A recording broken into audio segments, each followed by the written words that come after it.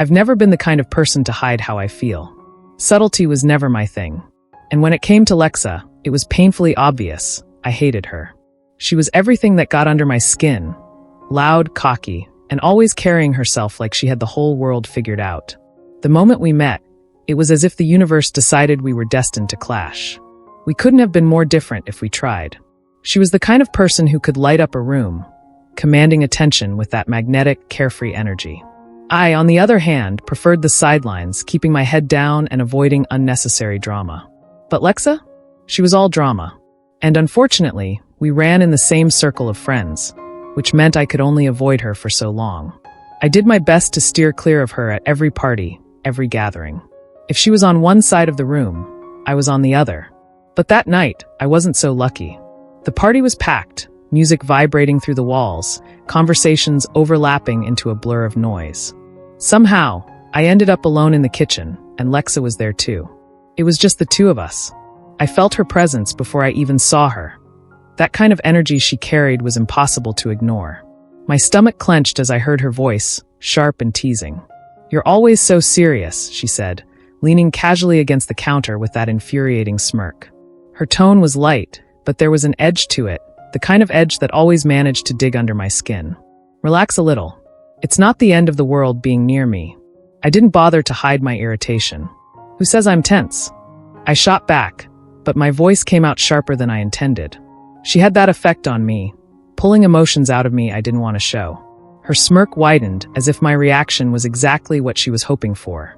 She stepped closer, closing the already small distance between us. I could feel the heat of her before I even registered how close she was. Lexa had always been bold, but there was something different about her that night. Something I couldn't quite put my finger on, and it made my pulse quicken. Her eyes locked on mine, and for a moment, I forgot how to breathe. There was an intensity there, like she was studying me, peeling back the layers of my carefully constructed armor. I hated how easily she could unnerve me, how effortlessly she seemed to slip past my defenses without even trying. "What's your problem with me, anyway?" she asked, her voice softer now but no less teasing. She tilted her head, her dark eyes glinting with curiosity. I swallowed hard, willing my voice not to shake. "I don't have a problem with you," I said, but we both knew it was a lie. Her laugh was low, almost a hum, and it sent a shiver down my spine. "Sure you don't," she said, leaning in just a little closer. Her voice dropped to a near whisper. "You're a terrible liar, you know that?" My fists clenched at my sides as I tried to keep my composure. Every nerve in my body was on high alert, my heart pounding in my chest. I hated how she could get under my skin so easily, how her presence seemed to fill the room, leaving no space for me to breathe. "I don't need to stand here and listen to this," I muttered, reaching for an excuse to leave. But as I turned to go, she stepped in front of me, blocking my path. "Why are you always running away from me?" she asked, her tone a mix of amusement and challenge. "Afraid of what might happen if you actually stick around." Her words hit me harder than they should have. I wasn't afraid of her. I wasn't afraid of anything. But the way she looked at me, like she could see right through me, made me feel exposed in a way I wasn't used to.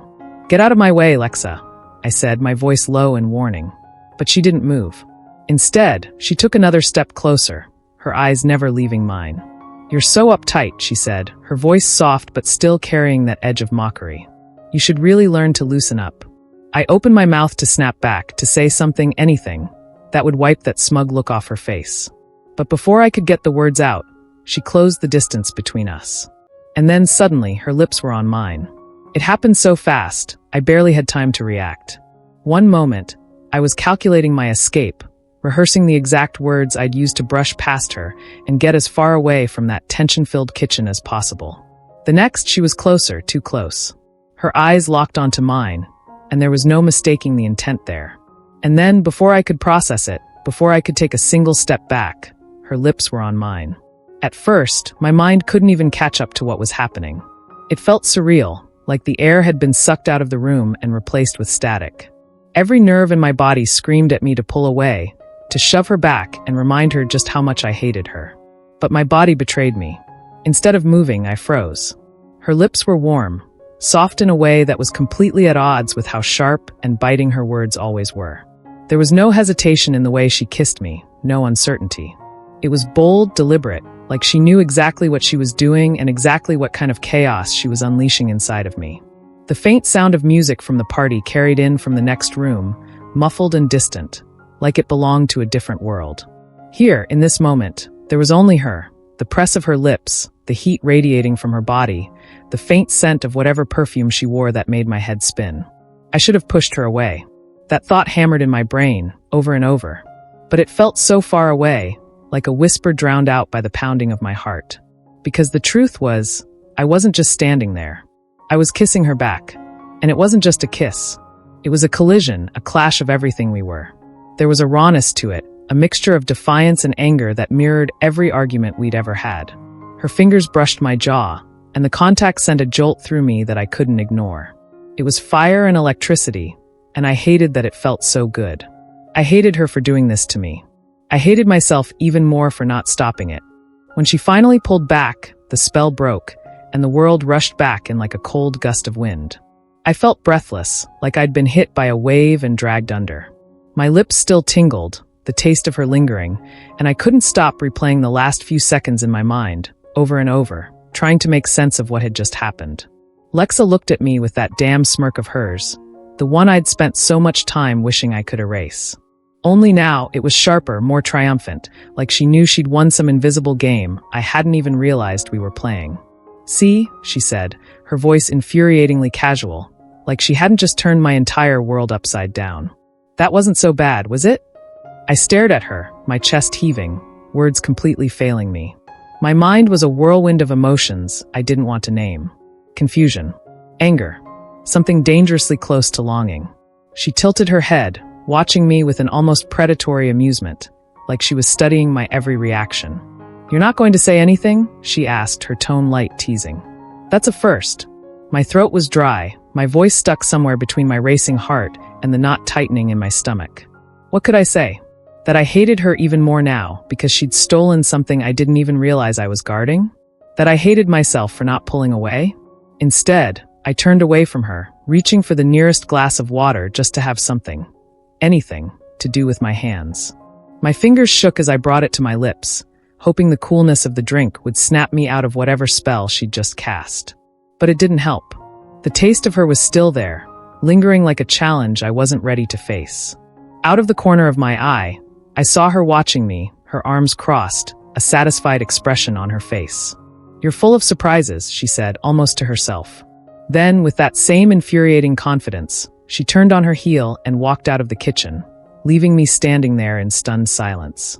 I wanted to scream after her, demand to know what the hell that had been about. But I couldn't move. My feet felt like they were rooted to the ground. My mind a chaotic mess of emotions I couldn't untangle. I hated her. I had to hate her. But as I stood there, replaying the kiss over and over in my mind, I realized with a sinking feeling that it wasn't hatred I was drowning in. It was something much more dangerous, and I didn't know if I could survive it. I tried to escape. My hands were shaking as I clutched the glass of water, its coolness pressing against my palms. I drank it too quickly, the cold liquid burning down my throat, but it didn't stop the heat flooding my chest. It didn't stop the way my mind replayed everything that had just happened. Her lips on mine, the way she looked at me after, as if she'd unraveled some secret I wasn't even aware I was keeping. I left the kitchen without looking back, pushing through the crowd of bodies in the living room. Laughter and loud conversations filled the space, the bass of the music thrumming underfoot. It should have been easy to lose myself in the chaos, to blend in and forget she existed. But it didn't matter where I went or how much distance I put between us. Her presence clung to me like smoke, impossible to shake off. I found a spot in the farthest corner of the house, near the stairs where the noise was muted and the lighting dim. I pressed my back against the wall, closing my eyes and taking a shaky breath. But even here, in the quiet, I couldn't escape her. That kiss played on a loop in my mind, relentless and vivid. My lips still tingled with the ghost of her touch, and I hated it. I hated that she'd left this mark on me, like a brand I couldn't wash away. I hated that I couldn't think of anything else, no matter how hard I tried. Why did she do it? That question burned in my mind like a constant, nagging itch. Was it just another one of her games? Another way to get under my skin, to see how far she could push me before I snapped? I wanted to believe that, to file it away as another act of cruelty in her endless mission to drive me crazy. But deep down, in the part of me I didn't want to confront, I knew it wasn't that simple. I stayed in that corner for what felt like forever, avoiding everyone, trying to collect myself. I thought I was safe there. I thought I could make it through the rest of the night without seeing her again, without facing whatever this thing between us was. I was wrong. I felt her before I saw her, the shift in the air as her presence filled the space. My pulse quickened, my breath catching in my throat as she appeared at the edge of the hallway. Lexa. Her dark eyes locked onto mine, and I knew instantly that I wasn't going to get away from this. She wasn't going to let me. "Why are you running from me?" she asked, her voice low and smooth, but with that edge of teasing that never failed to rile me up. She took a step closer, and I felt the wall against my back like a trap. "I'm not running," I said, but my voice was unsteady, giving me away. Her lips curved into a small, knowing smile, and she laughed softly. That laugh. It wasn't loud, but it was enough to make my skin prickle, to send a shiver down my spine. "You know," she said, leaning against the wall across from me, her gaze fixed on me with unnerving intensity, "you make this way more fun than it should be." Her words made my stomach twist, a mix of anger and something far more dangerous. What the hell is that supposed to mean? I snapped, but the crack in my voice betrayed the bravado I was trying to hold on to. Her smile widened, and she tilted her head, studying me. It felt like she could see right through me, peeling back the layers I'd spent years building to protect myself. "It means you're a challenge," she said simply. "And I like a challenge." I clenched my fists at my sides, willing myself to stay calm. "Why did you do it?" I asked, my voice quieter now, but no less desperate. "Why did you kiss me?" She shrugged, the movement so casual it felt like a slap in the face. "Because you hate me," she said, as if it were the most obvious thing in the world.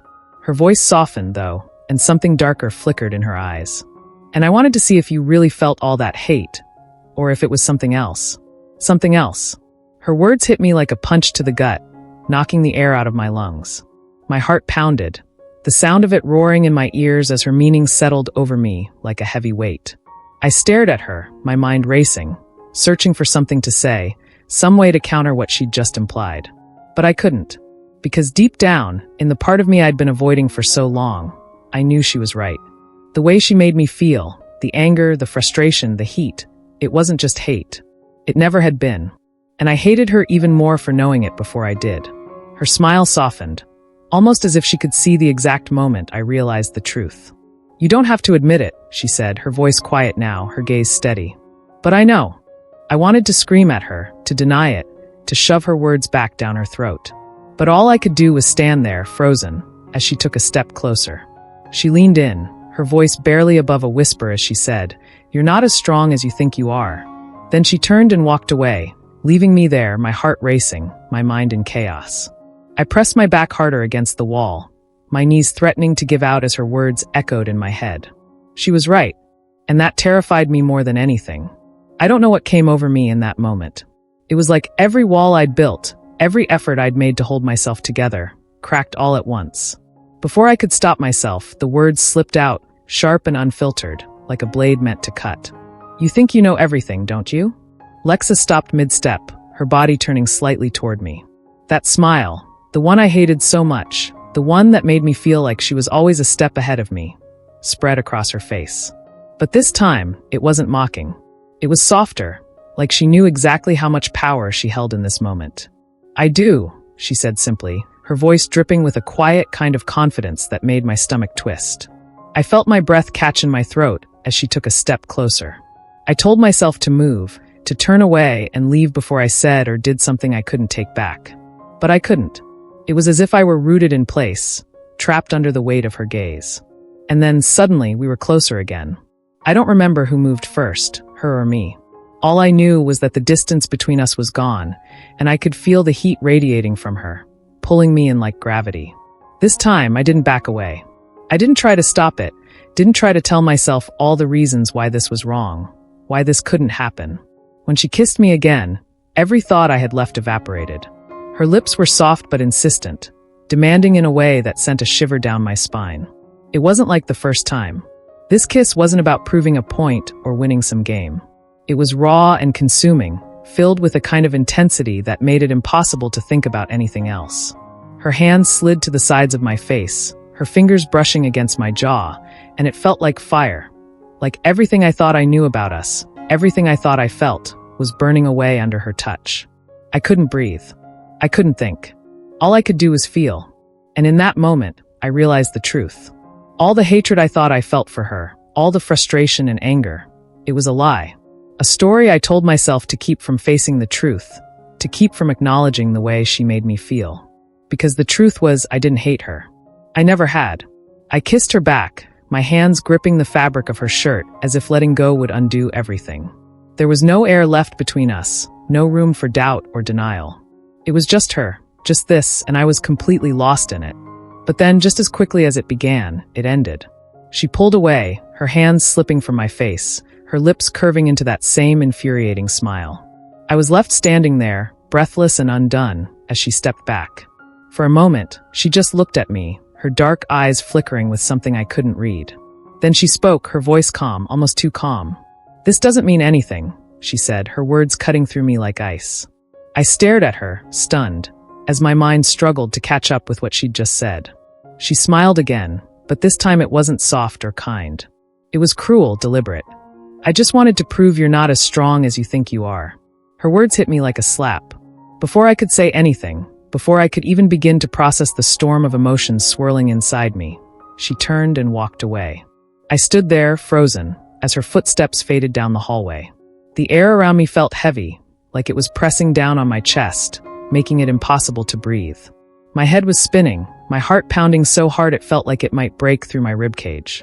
And yet, the only thing I could focus on was the sound of her voice, those cruel, calculated words echoing in my mind. "This doesn't mean anything." I wanted to scream, to cry, to chase after her and demand an explanation. But I couldn't move. My feet felt like they were glued to the ground, and my mind was a chaotic mess of everything I didn't want to feel. Because the truth was, she was right. She had completely dismantled me, torn down every wall I'd built to protect myself. And the worst part was, I'd let her. I didn't hate Lexa. Not even close. I hated the way she looked at me, like she'd known this all along. Like she'd seen the truth of my feelings before I even had the courage to admit them to myself. And as I stood there in that empty hallway, with the taste of her kiss still lingering on my lips and her words echoing in my mind, I felt the weight of that truth crush me. I didn't hate Lexa. I hated that she knew I never had.